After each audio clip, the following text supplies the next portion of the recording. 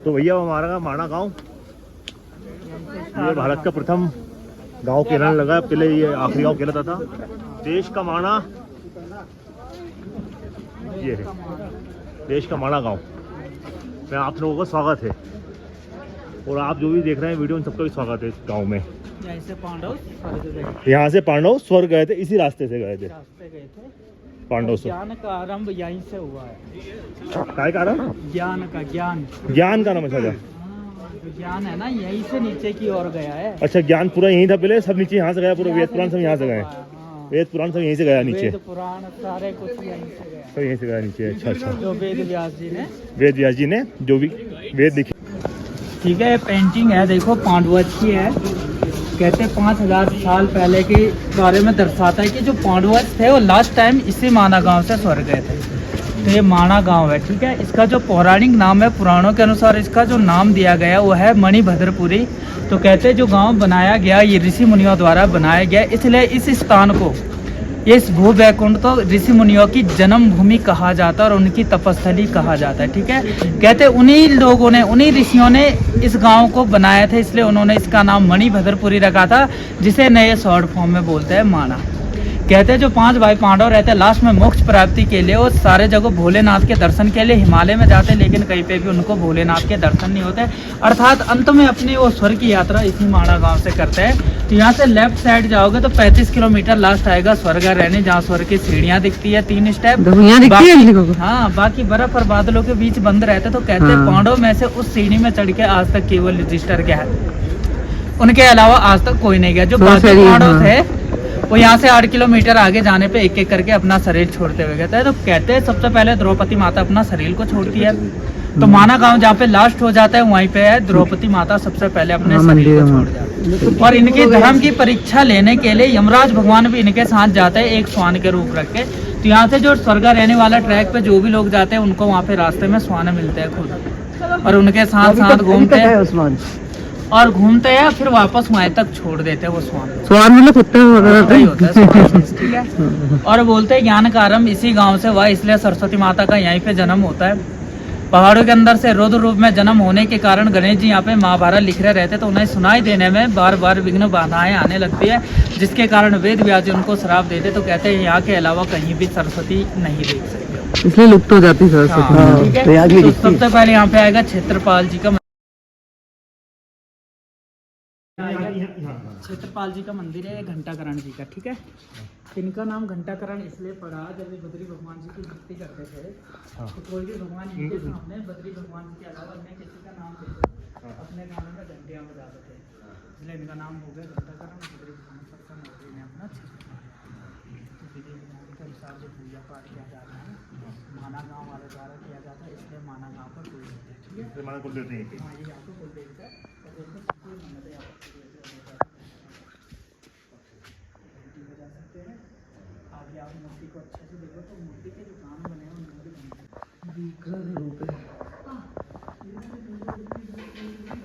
Part होते हैं ना, ये हवन कुंड है, इसको साल में एक बार 12 साल में एक बार खोला जाता है और जलते जलते इसको पैक करा जाता है। 12 साल में एक बार खोलते हैं और जब जलता रहता है उसे जलते जलते में इसको वापस से पैक करते हैं। ये चमत्कार है। और जब 12 साल बाद फिर इसको फोड़ के खोलेंगे, फिर इसको कितना टाइम ऑन करते हैं? एक हफ्ता ऑन होता है इसका। एक हफ्ता ऑन होता है इसमें, 12 साल में एक हफ्ते ऑन होता है इसमें। ऑर्गेनिक है। ठीक है, बाकी यहाँ पे आलू राजमा रोजमा फेमस होता है, सब्जियाँ सारे होती है, सूख जाती है हमें, बस गेहूँ चावल भाग से आता है। ये है सेम फल का पेड़, नर और नारायण। और नारायण। देखो नारायण में कोई पेड़ नहीं है, देखो नर में पेड़ ही पेड़ है। कहाँ? ये नर तो पेड़ है, हाँ, नर में पेड़ है ना। वो नारायण पर्वत है, इसमें पेड़ नहीं बिल्कुल भी। हाँ, नर मीन्स इंसान, हाँ, और नर मीन्स अर्जुन। ठीक है, तो अर्जुन ने इसी यहीं पे नर का रूप लेके हजारों वर्ष तक तपस्या करते हैं, इसलिए उनके नाम से जाना जाता है नर। और इनका जो साथ देते हैं वो देते हैं नारायण। नारायण यानी कि कृष्ण जी हो गया और अर्जुन हो गया। हाँ, तो इन्होंने इन 2 पर्वतों में बैठ के हजारों वर्ष तक तपस्या की थी, तब जाके इनके नाम से जाना जाता है नर और नारायण। ठीक है, तभी उन्होंने जन्म लिया। तो नर का अर्थ है अर्जुन, नारायण का क्रिया, नर का दूसरा अर्थ होता है तभी जन्म लिया इंसान, होगा। नारायण में होता भगवान। इसलिए कहा गया उस समय बद्री भगवान जी का जो मंदिर बनाया गया वो इसीलिए नारायण पर्वत के जड़ पे बनाया गया। और स्कंद पुराणों के अनुसार इन दो पर्वतों के बारे में लिखा गया कि जिस दिन कलयुग लास्ट हो जाएगा हाँ उस दिन नर और नारायण पर्वत आपस में भी मिलके एक हो जाएंगे और इसी के अंदर बद्री विशाल जी का मंदिर भी आ जाएगा। बीच में। यहाँ फिर यहाँ पे आने का कोई आंटी रास्ता एक मिनट, नहीं वीडियो रहेगा। बन रहा है, वीडियो में आप डिस्टर्ब नहीं ओह कर रहे सॉरी हैं। सॉरी। फिर यहाँ पे यूट्यूब पे डालना एक्चुअली।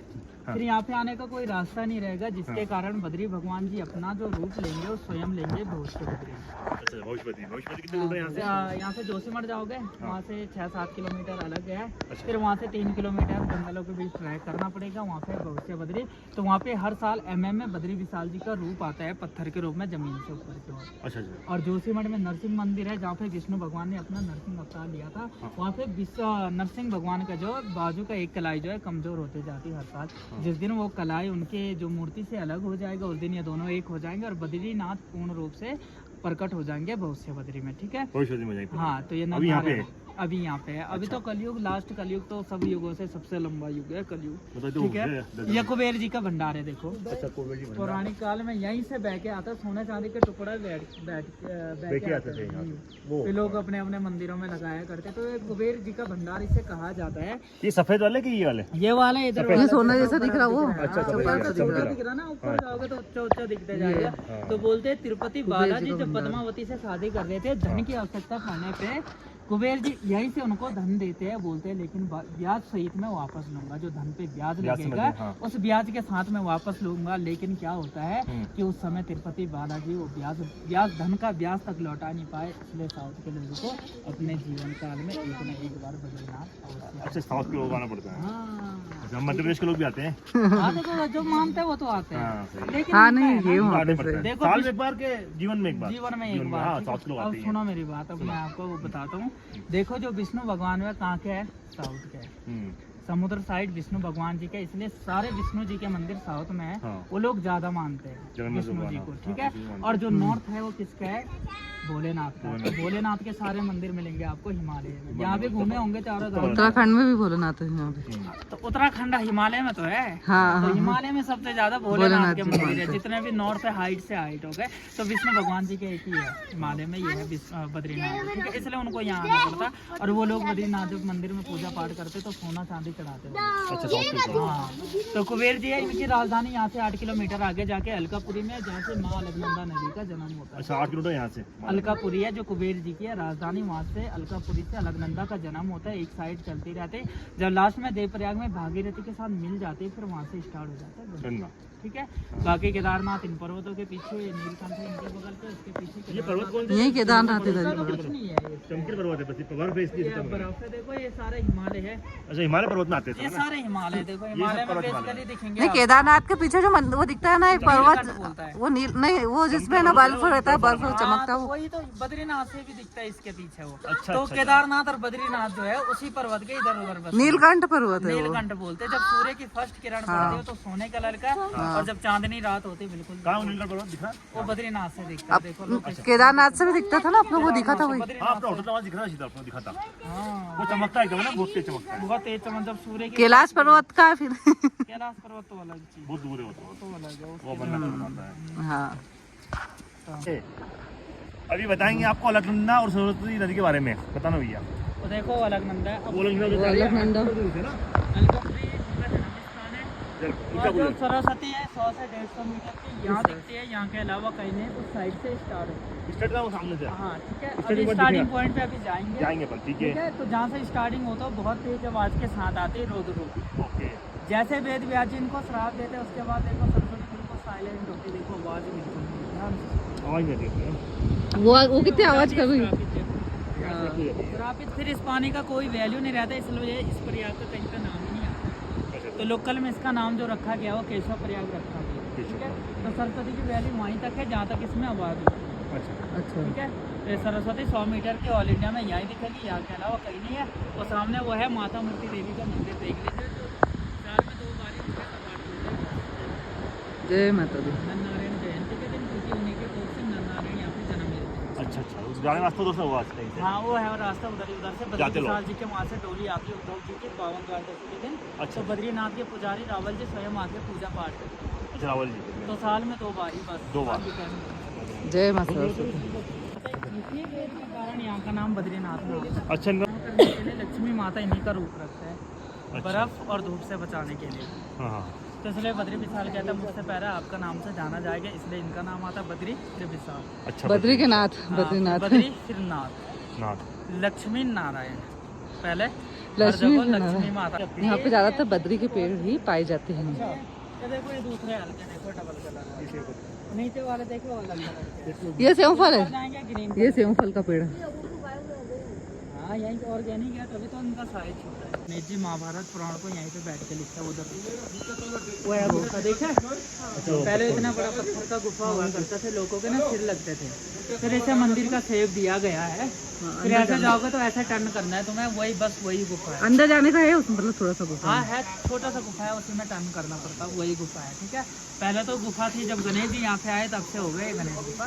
तो लगभग 5000 कुछ साल पुरानी इस गुफा को मानी जाती है, लगभग एग्जैक्ट किसी को पता नहीं है कितनी पुरानी है। ठीक है, तो लगभग इसे 5000 साल पुरानी इस गुफा को माना जाता है। उस समय कहते हैं गणेश जी यहाँ पे आए और यहीं पे बैठ के उन्होंने महाभारत पुराण को लिखा था, अपने दोनों हाथ से इस्तेमाल करके। मात्र 18 दिन में वो महाभारत पुराण को यहीं पे कंप्लीट करते हैं।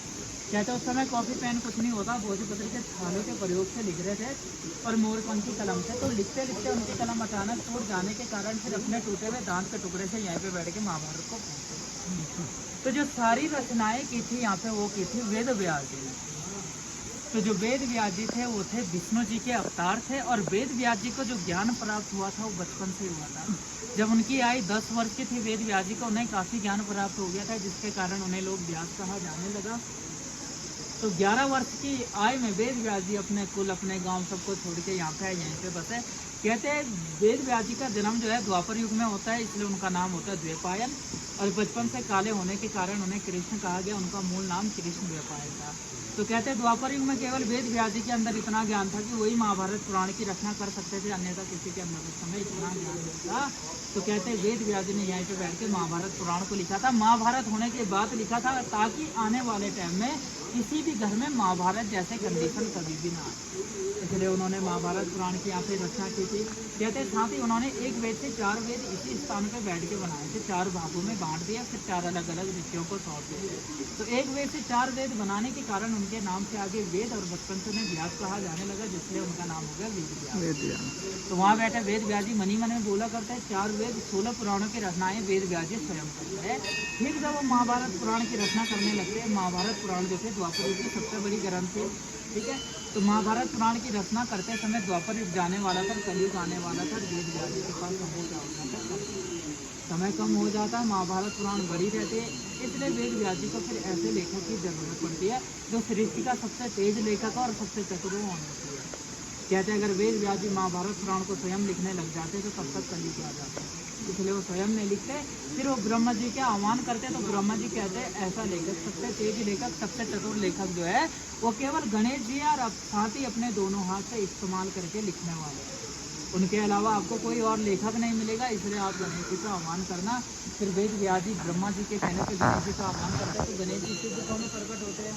गणेश जी भगवान थे और साथ ही तेज लेखक होने के कारण यहाँ पर वेद व्यास जी से कंडीशन कि मैं आपके साथ महाभारत तो लिखूंगा, लेकिन एक कंडीशन पे, यदि आप बिना रुके बोलोगे तो मैं आपके साथ लिखते जाऊंगा, यदि आपने कहीं पे बोलना बंद किया तो मैं आपके साथ आगे लिखना।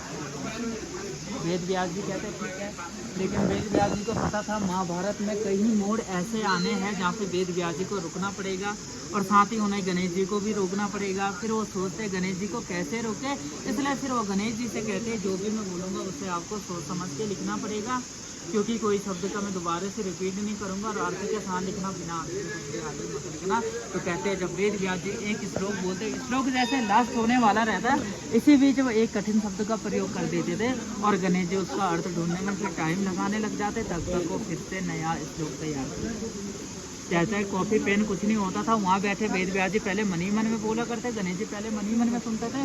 कॉफी पेन कुछ नहीं था तो यहाँ पे लोकल में जो भोजपत्र के पेड़ होते हैं उनके छालों का प्रयोग किया था गणेश जी ने, और मोरपंखी कलम से जब लिख रहे थे, लिखते लिखते अचानक कलम टूट जाती है, फिर उन्हें शर्त के अनुसार ही लिखना था, जिसके कारण उनके पास समय की कमी हो जाती। फिर उन्हें याद आता जब परशुराम जी उनके दांत तोड़ देते, जब उन्हें पता चलता है भोलेनाथ का पुत्र, फिर उन्हें वरदान देते कि तुम्हारा दांत का टुकड़ा जो टूट गया हो कभी भी व्यर्थ नहीं जाने वाला है, इसे संभाल के रखना आने वाले समय में इसका जरूर प्रयोग है। तो कहते हैं उस टूटे हुए दांत के टुकड़े से मात्र 18 दिनों में ही वेद गणेश जी महाभारत जैसे महान पुराण को यहीं पे कंप्लीट करते हैं। तो महाभारत के टाइम यहाँ पे सरस्वती माता का भी जन्म होता है। जब उनका जन्म होता है, माता थी रौद्र रूप में आती है और पहाड़ों के अंदर से जब आती है तो बहुत तेज आवाज के साथ आने लगते हैं। कहते हैं गणेश जी को सुनाई देने में जब विघ्न बाधाएं आने लगा तो वेद व्यास जी सरस्वती माता को शांत रहने के लिए बोलते, लेकिन सरस्वती माता मानती नहीं, जिसके कारण वेद व्यास जी उनको यहाँ पे गुप्तगामिनी का श्राप देते हैं। तो यहाँ के अलावा वो हमेशा के लिए गुप्तगामिनी हो जाते हैं। फिर अंत में वेद व्यास जी सोचते हैं अगर ये गुप्तगामिनी रहेगी कोई बात नहीं, अगर इनका नाम तो आना ही चाहिए कहीं से, क्योंकि अगर नाम भी नहीं आएगा तो सरस्वती का लोग अच्छे तरीके से कोई भी पूजा पाठ नहीं कर पाएगा, तो लोगों के अंदर अज्ञानता हो जाएगी, फिर हर घर में महाभारत जैसी कंडीशन हो जाएगी। फिर इतनी बड़ी ग्रंथ के रचना करने से फायदा नहीं हुआ। अंत में सरस्वती माता को कहते हैं जैसा श्राप दिया है वैसा से वापस तो नहीं हो सकता, परंतु काफ़ी दूर जाने के बाद तुम्हारा केवल नाम आएगा। तो कहते हैं यहाँ के बाद प्रयागराज में सरस्वती माता का नाम आता, तो देखने के लिए यही है सरस्वती, बाकी कहीं नहीं है। सब चीज़ कंप्लीट हो जाने पर भी वेद व्यास जी के यहाँ पे मन में शांति नहीं मिलती है, जिसके कारण वेद व्यास जी सरस्वती नदी के किनारे जाके बैठ जाते, बड़े अशांत बैठे रहते हैं। फिर उन्हें अशांत देखते हुए नारद जी आते, वेद व्यास जी को दर्शन देते हैं। फिर वेद व्यास जी उनको बताते इतनी सारी वेद पुराणों की रचनाएं कर चुका हूँ, पर मेरे मन में कहीं ना कहीं अभी भी शांति नहीं मिली, तो आगे क्या करूँ ऐसे कि जिससे मन की शांति मिले। तो नारद जी कहते सारी पुराणों की रचनाएं तो कर चुके हैं, जिससे मन की शांति मिले उसकी रचना की नहीं। तो नारद मुनि वेद व्यास जी को बताते श्रीमद् भागवत पुराण के बारे में। फिर जाके वेद व्यास जी अंत में मन की शांति के लिए यहीं पे 18वां पुराण के रूप में श्रीमद् भागवत पुराण की रचना करते हैं। तब से माना जाता है जिसके मन में अशांति होती है इसलिए उन्हें भागवत में बिठाया जाता है, भागवत में आगे से ज्ञान देने वाले को इसीलिए।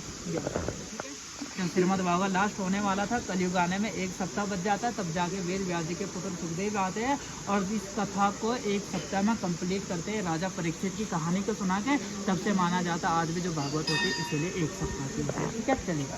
भागवत जी ये गणेश गुफा तिथनं पण तिथं जायला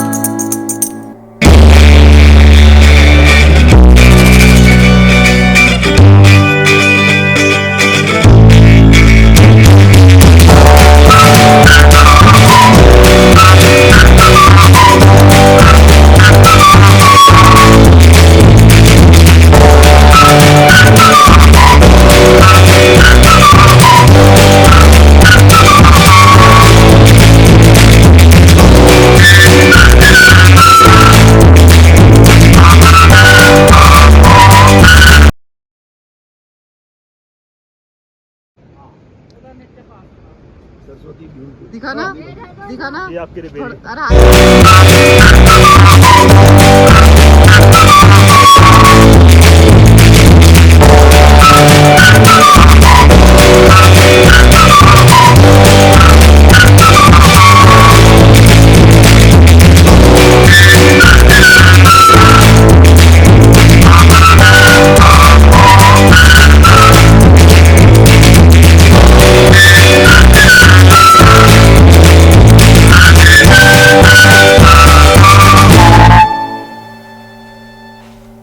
अरे बड़ी जी बोलो हाँ, ना। तो सरस्वती नदी पार नहीं हो पाई पांडवों से, पांडव से, हाँ।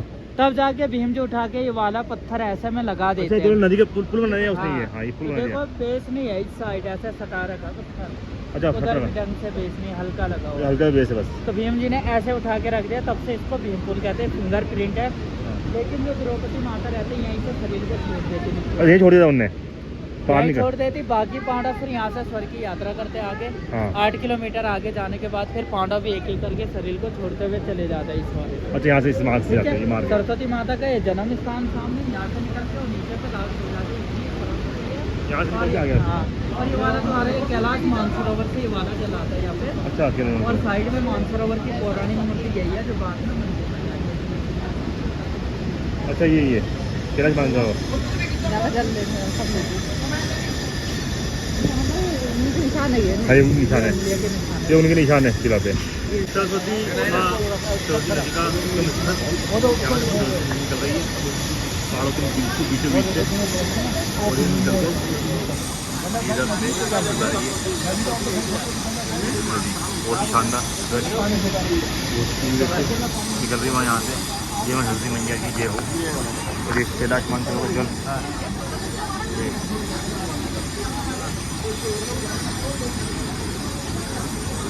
ये